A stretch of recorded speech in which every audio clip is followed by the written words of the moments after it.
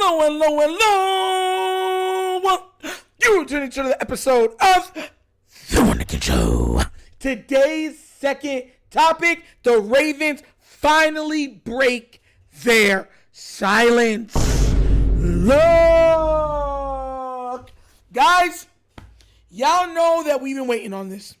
We've been waiting because with the Ravens' zero tolerance commitment to anything that could pretty much go against what they stand for morally, they seem to have taken a different approach with Justin Tucker. Now, I get it.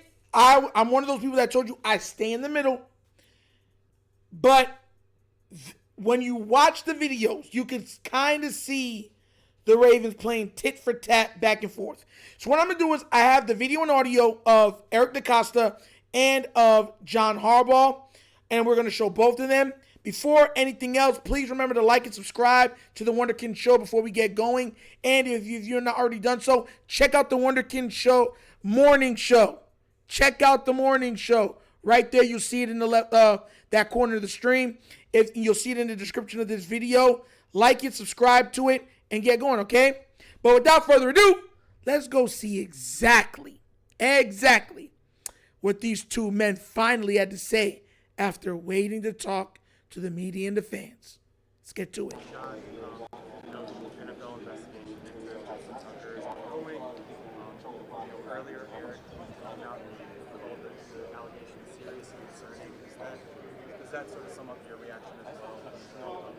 Oh, absolutely. It's not what you want to wake up and read. You don't want to read about it. It's not something you want to see. I don't care what it is in terms of, things that are hurtful and harmful to people.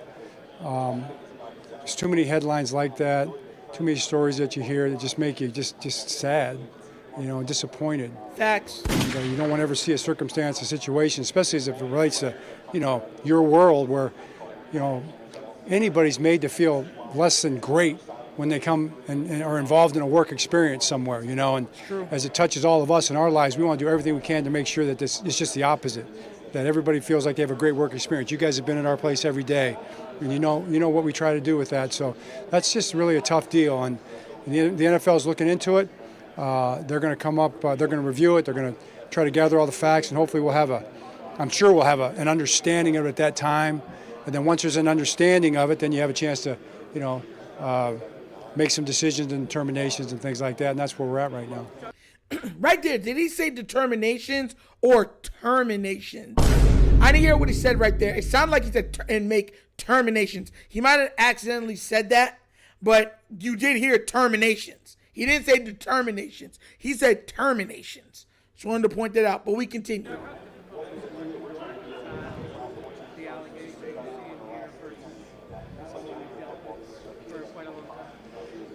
Yeah, and that's what we're waiting to try to do is reconcile it. That's what the process is for. That's why you've got to come to an understanding if you can about what happened. We've all got questions, but nobody knows exactly what happened. So let's see where the review takes us. John, when did you first kind of learn about the allegations? Secondly, Ooh, when did he learn about it? Yeah. I learned after Eric told me, I think right before it came out, maybe the banner had called Eric and told him that there was something coming out. We didn't know anything about what it was going to be, so I knew what it was when I read it. And then, I don't know, a week and a half, 2 weeks after that, I gave Justin a call on a Sunday morning, and we had a conversation about it and talked about it. More about, just more from a perspective of being together for all these years, kind of what he was going through and, what he was dealing with that and kind of how he's handling with his family and things like that. And that was really what we talked about.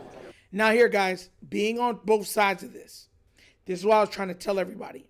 Now, if he's guilty, right, you're looking, if you think he's guilty, you're looking at this being like, nah, whatever, who cares? Why are you asking what he's doing?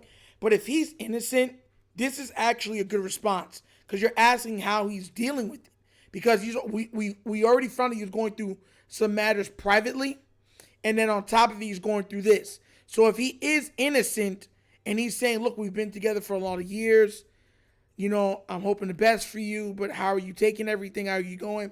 And he could just be like telling the coach, like, man, this is tough. So once again, I'm not advocating.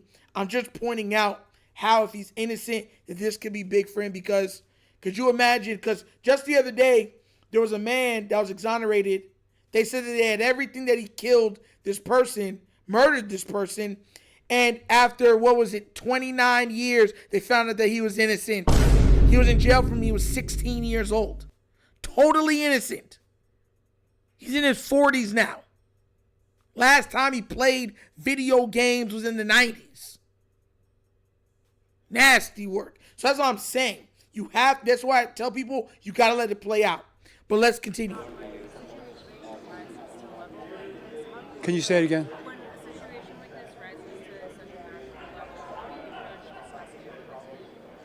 Great question. When it rises to a national level, how do you approach it? Really, it's not so much about like what level national or what level of attention something gets. It's the fact that it's so important to somebody in our program. I mean, to me, it's like people walk in the door in this job. You kind of, man, God appointment, sometimes we call it, but things come up all the time. You could be dug deep in the middle of some football-related task, and someone walks in your door with something that's number one important to them, and they're talking to, the boss, so to speak, or the head coach or whatever, and they need your time and they need your attention. So to me, it's exactly the same as any one of those conversations that you'd have. This man speaking like a straight politician on this. Clean. Right. Yeah, well, sure. It's, every position's important. We're going to look at every single position, but certainly different years you look at different positions. We're looking at kickers. I mean, we're looking at a lot of positions. We're looking at every position, but I'd say the kicker position would have been a priority no matter what, because Justin's our kicker. We love him, and I expect him. Would have always expected him to keep going forever, but nobody goes forever. So we've got to look at every position like we do. Live. Let me say. I'm pausing it right there. I'm having to turn this off. Darn well there was no other season you were looking for kickers. Stop cap. That's a lie. Listen. I didn't have a problem with anything that he said until the part where he was like, we turn over everything, he's not going to play forever. So, we've been looking at kickers. No, you haven't. That's a lie. Lie. Liar, pants on fire. No, you weren't. No, you were not. I call a spade a spade. No, you were not. You were not looking for any other kicker until you saw Justin Tucker's play start going like this. And then all of this that's been happening is probably like, all right, it's time to move on. But he's not the only one that spoke. Eric DeCosta, of course, was asked questions about it too. That's the next video I'm going to show you guys, and then we're going to finish breaking everything down. Check this out. First of all, good question. Appreciate the question. The allegations are serious, concerning. The amount of allegations are serious and concerning. Crazy amount. I think we're fortunate that the league is doing an investigation. We'll wait as patiently as we can for as much information as we can, and we'll make our decisions based on that. Okay.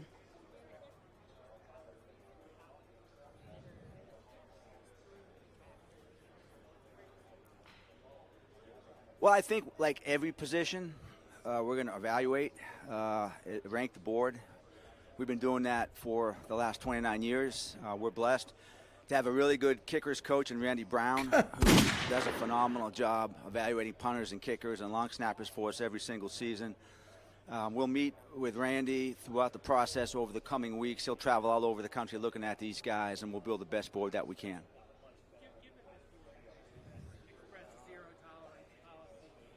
Here, the zero tolerance policy. The zero tolerance policy. They're asking them about it. Well, I think, again, it's a good question. I think the biggest thing that we have to do, first of all, is look at every single case differently. There are no absolutes. I think in this case, we're still awaiting as much information as possible. Bro. Again, we're fortunate that the league has come down to Baltimore. I met with the league. I believe the league is meeting with other people in Baltimore as well. We'll wait for the details of that investigation, and we'll make a decision based on that.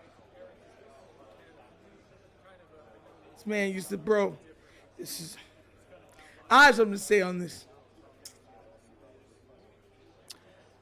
I really can't because, again, we look at every case differently, and the facts in every single case. We do this for a living. We study players. We look at background. We consider all these different things. Every case is entirely different facts, different situations.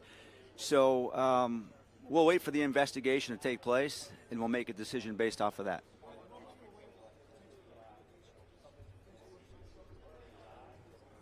Right, so we were aware that a local media outlet was getting prepared to do a story on Justin Tucker, and that was the first time that we became aware of saying those his whole government, allegations of the potential he didn't say allegations Tucker or that might Justin, result. Justin Tucker. Right, so I think, I've answered about 4 questions He's on this frustrated situation. I did meet with Justin. I'm going to keep those comments to myself. You met with him. And personal conversations with Justin, I think, is probably the smart thing to do. But at that point, we did, meet, and that's what I'm going to say about that. To that first. So, guys, look. He talked to him. You see what they had to say. They're pretty much like, now, look, outside of Harbaugh at the end, Harbaugh was one of the, if you want to speak about something and sound politically correct, Harbaugh is one of the best to ever do it. That man could work straight up in the White House. Now, at the end, I got a problem with that because, mind you, I like fair and I like transparency. That's just the way that I've always been as a person. Even if it works against me, I like things to be fair and I like things to be transparent. When you say you have a zero tolerance policy and you were happy to speak that out when Deshaun Watson was taking his, media and fan licks, you did not say every case is different, okay? You did not say you have to look at things from a different angle. You didn't do none of that. You said, hey, the Ravens got great players. And thank God we don't got to deal with nothing like that because none of them are like Deshaun Watson. This is why I tell people a lot of times, you do not put your name to other people's stuff. Because you never know what can come out, what they'll be accused of, or what they're capable of. So you never swear by anybody. You don't. You don't. You know how many people are in prison right now for swearing for somebody? Especially in the 90s when, certain things was a lot more taboo than they are now. And you would ride around with a friend and then the cops would pull you over and they say, they're not really telling you what's going on. They bring you to the station. And then you find out, they found, let's just say, contraband in your vehicle. And you're like, my friend would never do that. He's like, well, your friend is saying it's yours. It's like, my friend would never do that. Because, you know what I'm saying? We've known each other from when we were kids. And you already know it's not yours. And that same friend gets to gallivant and live the rest of his life while that person that swore for them and said they would never say that about me got to serve time or life got absolutely torn in or shuffled into shambles. You know where I'm coming from? So that's why you got to hold your tongue when certain stuff are going down because you never know when it's your turn around the sun. Now, make no mistake about it. I am not saying that he is guilty or anything like that. What I'm saying is you're not giving the same energy you had for when Deshaun Watson was being interrogated and everything about these similar allegations, very similar allegations. You're not having that same energy. And Raven fans, a lot of people are saying that's the problem. Now, look, mind you, I'm not one of those people that subscribe to the Salem witch trials and let's burn everybody by the stake that has accusations against them. I'll never be like that because in the court of public opinion, as soon as somebody levies an accusation against you, you are guilty. There is nothing else to say. You are guilty. You understand where I'm coming from? And even if you come out to be innocent, the court of public opinion would already have guillotined you, hung you from, whatever it is. And they're like, oh, well, my bad. Y'all remember watching Barbershop 1? And then the guy came outside and then the girl was crashing his car with the bat. And he was like, oh, this is Malcolm Brown's car. This ain't your car. He's like, I know this ain't no Malcolm Brown's car. This is my car. You know what I'm saying? I just bought this car. And then she looks like, man, dang. Well, my bad. And he looks at her and goes, yo, what? Yo, what? And then she starts running That's what the court of public opinion does. And people don't like hearing that, but I've always been the person where I like things to play out. We've seen too many cases where people have went to jail, did everything else, when they were totally innocent. Totally innocent. So that's where I sit on it. Now, could he be guilty? Yup. And if he's guilty, fry him. Fry him. But once again, like I said before, I understand some of the stuff that they are saying, but how could you say those things if you have a zero tolerance policy? You gotta come from, you come off as hypocrites, hypocrites. And that's what's bothering Raven fans more than anything else. Consistency. Good character, guys, is all that they preach in Baltimore these days. I can make the argument that today's Ravens, the way how they draft, the way how they look at character and don't want any blemishes and stuff like that, I can make the argument that they would have never drafted this iteration of the Ravens, would have never drafted a Ray Lewis. Tell me I'm lying. Especially with the stuff that had happened with the high-profile murder case that was around him and stuff like that. They wouldn't have drafted him. This iteration of the Baltimore Ravens. Sometimes you got to shut up. And this is why I tell people I don't throw stones. Because technically, all of us at some time or other can have glass houses. You got where I'm coming from? Like, bro, man, listen, man. I get it. This is a very touchy subject. People and their feelings about it. Some people have been traumatized from similar dealings in certain circumstances within their lives. So I understand where they're coming from. And I get what Harbaugh and DeCosta are trying to say, but a lot of it is going over the heads in one ear out of the other through a lot of fans and stuff like that of this team because of their zero tolerance policy and how quickly they were being able to switch it up when the shoe is on the other foot. And that's just fact. You can't even argue it. Then people was like, what? I like Justin. We gonna give him every chance in the world. I honestly think the Ravens are gonna move on from him. They're already looking for other kickers. I mean, what are they gonna have? 2 kickers on the team? They're gonna waste a draft pick just to keep him. Like, I think the Ravens are gonna move on already and say, you know what? Regardless, we don't want this messing up next year or being a distraction. So we're just going to move on. We wish you the best of luck. We'll keep in touch with you. You know we love you, Tuck, but we got to move on for the sake of the team.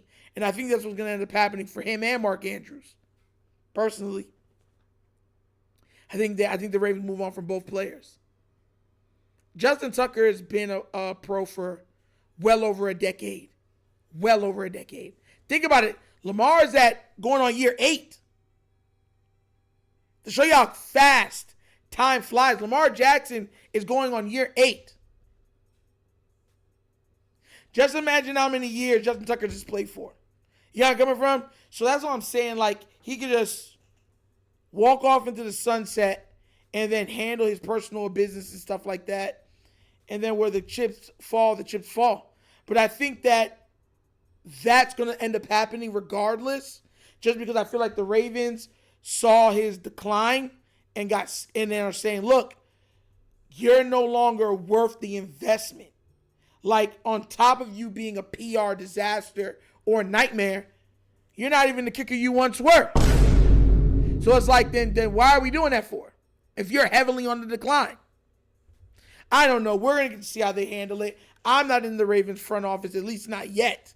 So we'll get to see how they handle it and stuff like that moving forward. But this case is not going anywhere. I told you guys already it's going to get worse as time moves on. And I expect people in the organization probably that might come out that, oh, you might have known or something like that, to lose their jobs. Because if it comes out that this somehow was known, or one of these ladies taped it or kept Dana somewhere around, oh, heads are going to roll. I'm telling you. Because the Ravens, the NFL, they don't play. They're the type of entity to be like, we're taking away draft picks. You guys knew everything else. You're losing sets X, Y, Z, and you're gonna have to pay us money. Like, I can see happening if that was the end case. But like I said, we don't know. But what do you guys think? Did y'all like what DeCosta and Harbaugh had to say? Did you take into consideration what they had to say? Or are you saying, they're full of crap, he shouldn't be on the team no longer, and I can't wait for them to move on and move away from him? Let me know what you think down in the comment section, please, all right? But as always, that's an episode of the Wunderkind Show! Thank you for watching. Now we get down, we have fun and we laugh, but everything we talk about rooted in what? Facts and truth. Please do remember, like, subscribe, hit that notification bell, leave a comment. You know, love the comments. If you've not done so already, check out the Wunderkind Show's Patreon. Yes, 3 tiers of content goodness waiting for your consumption. Give it a look, give it a try. Let me know what you think. And if you would like to donate to this channel, help out with equipment and such stuff like that, bottom of the screen, QR codes to a Cash App. Cash App located in the description of every video that we do. Name of it is money sign The Wunderkind Show. Super easy. But that's the episode of The Wunderkind Show. This show is not just signing off. And as always, you know my slogan. Peace. And guys, don't forget, check out The Wunderkind Show morning show. Do not forget, like I said, it's going to be in the description of this video. And you can click on it and subscribe. Let's build that channel up now. All right? But like I said, it's another episode of The Wunderkind Show. I'm out of here, and you know my slogan. Peace. And I am out of here. Huh? Yep. Finish him, Daddy.